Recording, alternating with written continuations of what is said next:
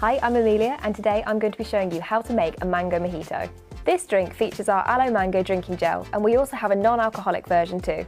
For this recipe you will need 1 tablespoon of caster sugar, half a lime, 1/4 of a mango, 10 fresh mint leaves, 30 millilitres of white rum, 60 millilitres of soda water, 60 millilitres of Aloe Mango. For the non-alcoholic version, simply swap the rum for soda water.